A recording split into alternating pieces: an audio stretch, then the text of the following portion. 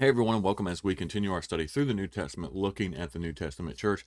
And today we're going to be in 1 Timothy 3, verses 1 through 13. And again, like yesterday's, this one might be a little bit longer. I'm going to dive into, again, understanding the context of what he's writing about, understanding the Greek language in this, and more than likely, and then referencing other areas of Scripture to get a better understanding of what Paul is talking about in here, because where he's shifting from false teaching and people disrupting the teaching and those who should be teaching and who shouldn't, to what the leadership should look like inside the church as well. And so I want to make sure that we cover this clearly and get a good idea of what Paul was talking about. So we're going to look at First Timothy 3 verses 1 through 13. He starts it out with, "This is a trustworthy saying: if someone aspires to be a church leader, he desires an honorable position. So a church leader must be a man whose life is above reproach." Now, when we're talking about church leader here, the way the New Living Translation um, translates this is this section here for leader isn't just anyone who's a leader in the church, but it's specifically toward an elder, which is a bishop or overseer. And so we'll dive into that a little bit more, but I wanted to clear that up a little bit as we go into this. So, verse 2, "So a church leader must be a man whose life is above a reproach.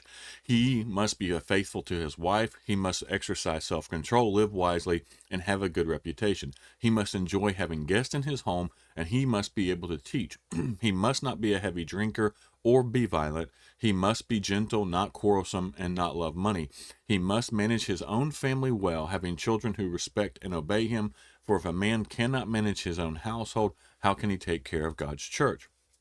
A church leader must not be a new believer, because he might become proud and the devil would cause him to fall. Also, people outside the church must speak well of him so that he will not be disgraced and fall into the devil's trap. In the same way, now he's shifting from elders, what we typically call elders, to deacons. In the same way, deacons must be well respected and have integrity. They must not be heavy drinkers or dishonest with money. They must be committed to the mystery of the faith now revealed, and must live with a clear conscience. Before they are appointed as deacons, let them be closely examined.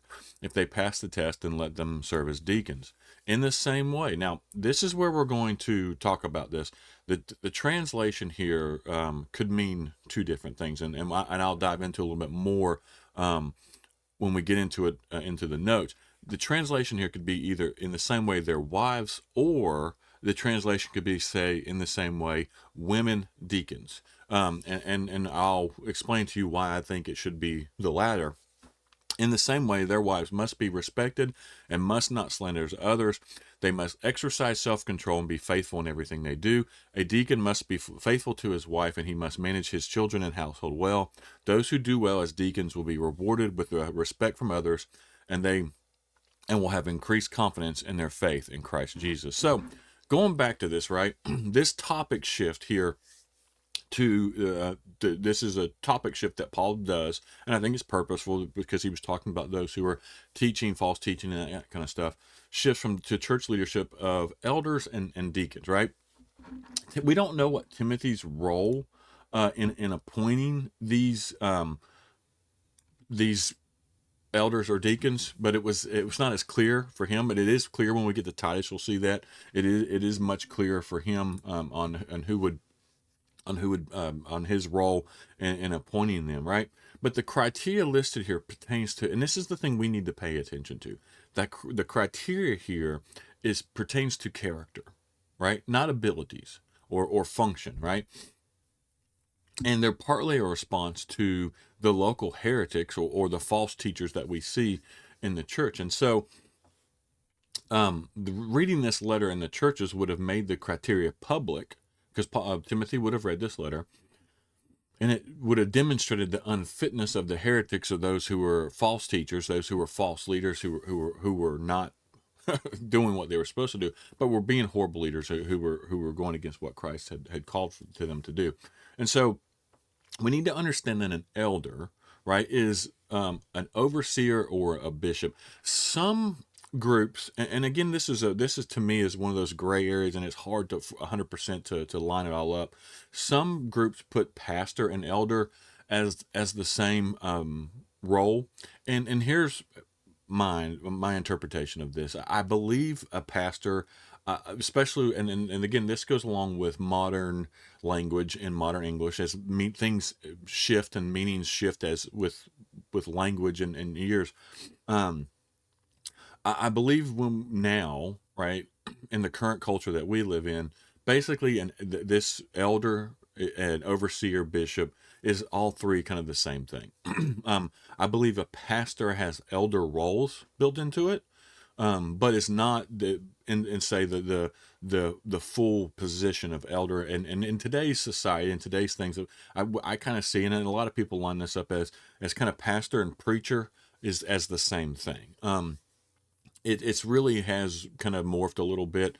Now, maybe 150 years ago, pastor would have lined up with the same thing as elder, but with the language today and the way people understand it, kind of today, pastor is more of a preacher type role, someone who helps lead the church, but isn't per se an elder who is really over the whole spiritual and overseeing the entire well being of the church, if that makes sense. So, and that's why you see in most churches you have a pastor or preacher who is kind of the day-to-day guy who's trying to run, I don't say run the church, but lead and guide, and especially from a spiritual sense, leading and guide the church, and kind of falls almost in between the a lot of sometimes the functions of an elder and a lot of sometimes the functions of a deacon, if you look at it, especially depending on the size of the church. So when we're looking at the elder role, this is the not necessarily the person who is up there teaching or preaching all the time. Again, that's going to fall under the roles. We'll look at that, especially we see that some in Titus. Um, but the elder is a person who is overseeing the entire church, especially, and this is where we need to focus on this from a spiritual aspect, right? The elder should not is not a dictator, and isn't over and isn't to the point of where it's he is over every single thing in the church and has to approve every single thing that happens in the church, and that's a dictatorship, and that's not what eldership should look like. I like the reference of elders are kind of like the guardrails of the church, right? They kind of make sure the church doesn't go off the rails, right? And they're to guide, especially from a spiritual aspect, the church and the people in the church, and to shepherd them in this instance. That's why the deacons are there to manage the day-to-day stuff, and the elders are there to take care of the spiritual stuff. And so I hope that makes sense, especially for those who come from an aspect of, I know there's different groups depending on what your background is, where pastor is considered just the elder, and then in some groups pastor is considered the preacher. And so I know there's an area where it kind of falls in the middle, and I kind of think that's just where we're at today. And so I don't think there's anything wrong with calling a preacher a pastor, or a preacher, right? And under that, but and if you want to call your elders pastors, you can do that as well, because they have that same function. And so I hope that makes sense. I know there's kind of just, it's kind of more difficult because there are some areas of overlap in that, and I think that can cause some confusion sometimes. But anyways, the term elder or overseer, right? In the Greco-Roman world, the term overseer was a religious, civic, or military supervisor, and so that's kind of give you an idea of what that meant to them in that time. And so Paul lays out these characteristics, and it starts out with whose life is above reproach. This is the most general prerequisite that we see here, or qualification that we see here for a community leader and someone that's a public representative, is they should be above reproach. And if they're not, then we need to take some very serious look at that, right? Must be faithful to his wife. Now, there's been a lot of discussion and different ideas behind what this means, right? But the translation here can mean either must have only one wife or be married only once. But the literal translation, like literally from the Greek, must be the husband of one wife.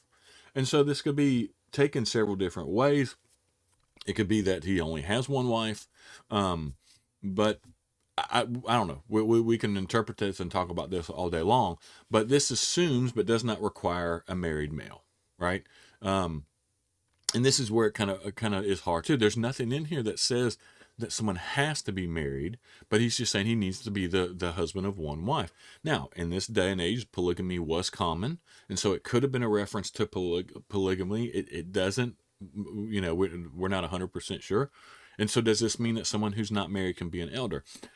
That's a hard one too. Now, the only reason I say yes to that, I believe in this case that someone who wants to be an elder needs to be married, because it goes later into talking about managing their household and that stuff well. And the assumption seems to be that if someone's going to be an elder, then they need to be married. They need to know what it's like to have a household of kids and that kind of stuff. And so, again, I think we can get sometimes too deep into the weeds on this stuff. And so, I mean, is God going to strike us down if we say, hey, you know what? It doesn't say that specifically, and there's some really good people here who would make really good elders, but they've never been married, and we put them in there, then I don't think God's going to strike us down. But I do think we should do our best to address this as faithfully as we can. And so, again, there's some of these areas, there's a lot of gray areas because we don't know that we weren't there. And so we got to take it by face value of what we see in the text. And so, it mainly right here, mainly what Paul's addressing, I believe, is the purity and faithfulness in a marriage relationship. Someone who's dedicated, someone who's stays faithful to their spouse, right? In this, something that could be taken for granted in that culture, right? If you look at that culture, that was not a it's very common for them to cheat, to have multiple wives, to not be faithful. And so I think this is important. This is why Paul does this. Now, here's one thing: it doesn't prohibit remarriage after death of a spouse, and some scholars don't believe this is really addressing polygamy. I think maybe it is, but I don't know. Again, like I said, it's a lot of a gray area. But another one I want to approach here is that some people say that if someone's an elder and their wife passes away, that they have to step down as an elder. I don't believe that. Just because their spouse passed away doesn't mean, maybe for a temporary time, but I don't think it means they can't ever be an elder again. And the other side of this is there's some people who believe that if an elder his wife's passed away and they remarry, then they can't be an elder because that means they've had two wives, and that's not what Paul is referencing here either. And so we got to make sure we don't try to get too detailed in this, too granular. I think we need to look at the idea of it. What Paul's kind of mentioning is we need someone who's faithful to their wife and someone who knows how to manage a household, right? Because if you can do that, then you should be able to hopefully manage the church and understand that. The next one he talks about is having guests in his home, right? Literally, they need to be hospitable. Well, you can't have someone who's an elder who's not a hospitable person. That is an important part of the role, and it was a respected virtue in that time as well. Typically any traveling Christians would seek out and probably stay with fellow believers, and they probably would have stayed with the elders, right? Some of the leadership in there. And the other side of that too is in addition to this, right? In addition to all that, is in the first century church, most of them met in their homes, and so more than likely, a lot of times they would have had the church in the homes of the elders and leaders and overseers of the church. So then the next one says he must not be a heavy drinker. Literally means must not drink too much wine. So again, we've talked about this before. Nothing wrong with drinking. We have people have their personal convictions on that. It would have been very common in that day for them to drink wine, which was alcoholic. So, we've talked about that before, but the idea is this can't be a drunkard, can't be someone who drinks too much wine. That's the idea, right? And so that's what we need to make sure someone in the elder role isn't you don't want someone who representing your church who's drunk all the time, right? So that's a very important one that we need to focus on too. And so the church as a household really overlapped the family household. And so an overseer or elder or bishop's capacity to manage in one sphere reflected his capability, in the other. And so if he could manage his household well, then and was running that well, then he should be able to run and oversee the church well as well. And so that's several things that we need to look at. And so the Greco-Roman household was united by familial bonds characterized by mutual responsibility, roles, and stewardship. And in this day and age, the household included the blood relatives living together along with other dependents. And so such as servants and those type of things. And so a lot of times when the household is referenced in the Bible, especially in this particular situation, Paul's not just talking about the wife and kids. He's talking about the entire household and those anyone staying in that household, managing that entire household. And so again, we see the relationship with the church in here and how those things could be familiar and similar. And so Paul expected Christians to live in a way that would be respected by people outside the church. And that was kind of the whole idea in all of this. And so the other thing I don't think I touched on yet with the elder role, if you look at the way this is written, and I like the way the New Living Translation does this, and we can go back and look at this real quick. If you look in this, right, the elder role, and the way Paul writes this, it is written in the masculine form. And in the sense, and I like the New Living Translation, the way it says this. It says he, right, over and over and over again when it's talking about the elder role, right? And so in this looking at this and looking at how this was done, more than likely, and this is my interpretation. I can't find it anywhere else in digging into it. There's some who argue differently. But the elder role seems to be, from all the translations and all the writings that we can see and all the examples we can see, a male role, right? This is not, we don't see anywhere where it's authorized for a female to be an elder. And the way this is written in the he form, in the masculine form, and it doesn't shift any until we get to the role of deacons, which is what we're going to look at now. And so, again, looking at this and looking at the role of an elder should be a man.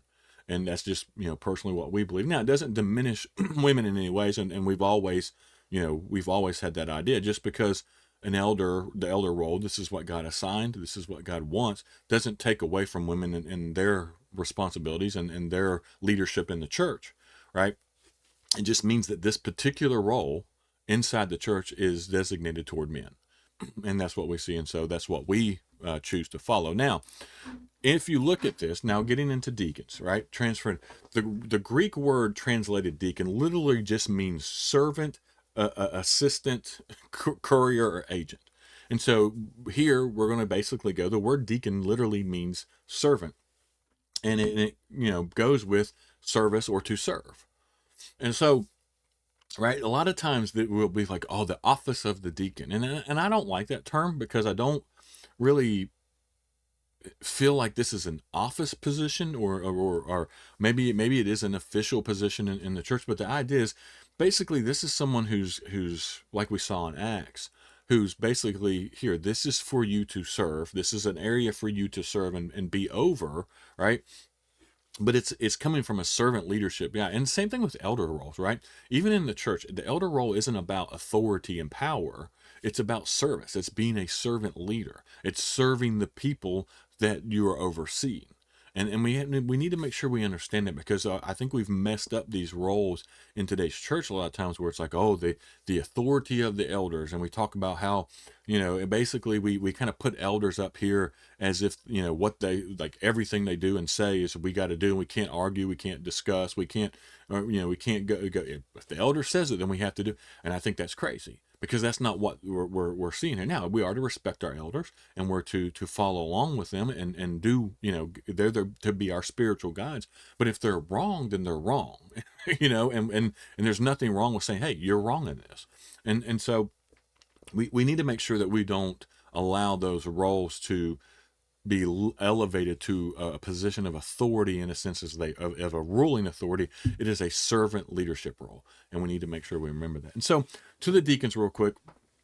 All right, the Greek word here, deacon, means servant, and they're just someone who's is served.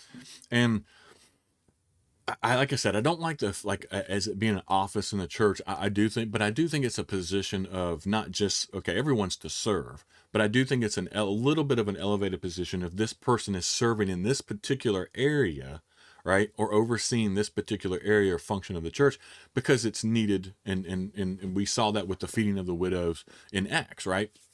And so I think this was common of what we see in the church. And so, and again, this passage concentrates on character rather than activities. It's the character of the person, not how skilled they are. Now, gifting, all that kind of stuff, skills, I think falls into that, in with it, but that's not what Paul's focusing on here. Paul's focusing on the character. And so the idea here, they must not be dishonest with money and those type of things. Greed was a very egregious. I've seen this destroy churches, right? Whether it's greed of money, power, those type of things. I've seen it destroy churches, and I've seen people in the eldership role who's like that. I've seen people in deacon roles who are like that. And so Paul lists all the characters of this. And so now here's the switch that we see, right? If you go back and you see this, it talks about he might be proud. He says the word he.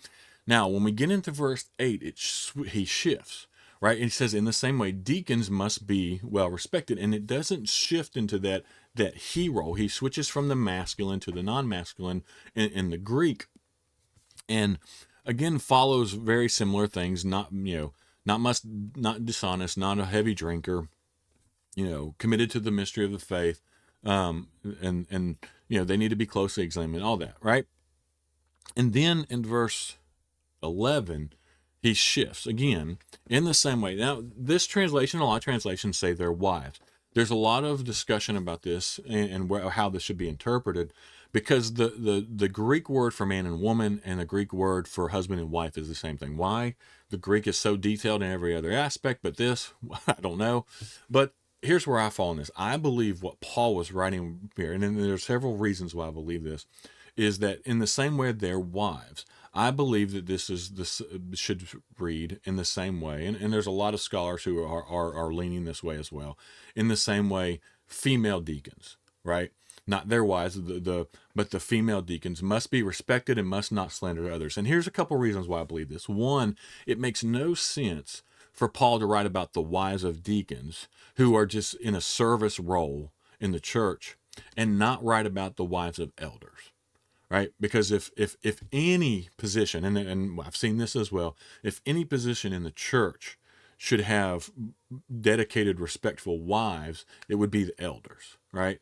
Deacons, yes, too, but especially the elders. And so it would not make any sense for Paul to write this and say, hey, say all this about elders, but not say anything about elders' wives, but then get to deacons and be like, oh, well, the deacons' wives need to be this. And so this makes more sense when you're looking at this, especially from the Greek, and the way the masculine shifts and all that, it would say in the same way, female deacons must be respected and must not slander others. They must exercise self-control and be faithful in everything they do. And also because here's some of the thing, there's a parallel between 8 and 11. And so he's kind of saying the same thing, but just applying it to the male and female roles inside this. And so again, I don't see it, right? And then he kind of shifts back to, the deacon being faithful to his wife, which I think is talking about the male deacons as well. So I think when Paul's writing this, he's writing in a sense of saying, hey, this is the male deacons, right? Deacons should be this way. Female deacons should be this way. And then he switches back to, hey, male deacons need to be faithful to wives, because he says in the same way. And so I think that there's that parallel there, that male and female deacons should have this. And here's the other thing I think, if we understand this correctly, right? If you understand that the deacon role is not a authoritative, right, leadership role, in the sense that, it's someone who's basically called out to lead a service, to lead serving people, then I don't see why there would be any issue with females being in that position, right? It's not like they're, I don't know.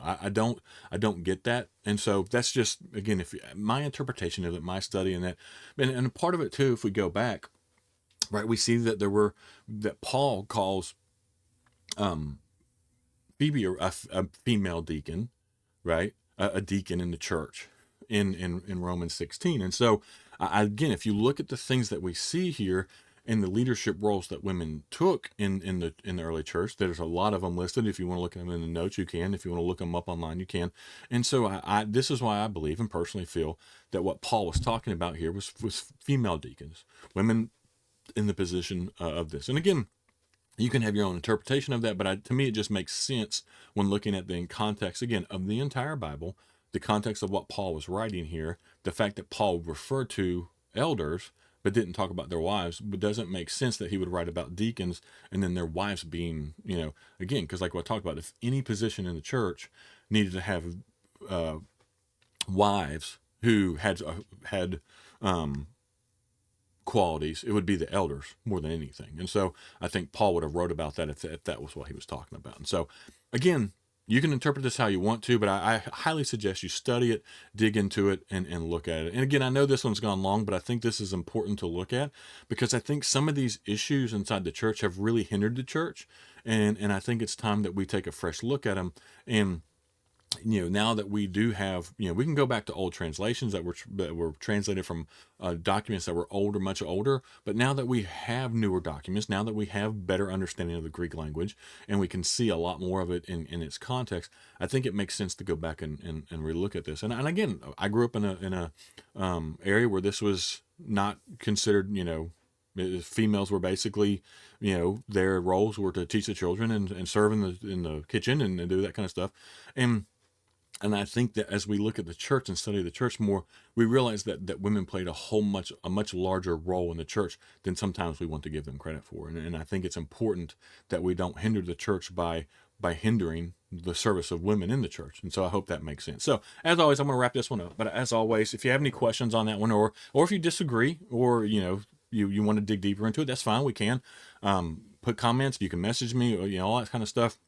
I'm always willing to have a discussion around it and look at it deeper. So as always, I hope that you're pulling from. I hope you're learning from these. I know these last two have been longer, but I wanted to hit on them because I think they're very important subjects that we need to focus on. As always, I encourage you to subscribe to our channel if you haven't done so yet.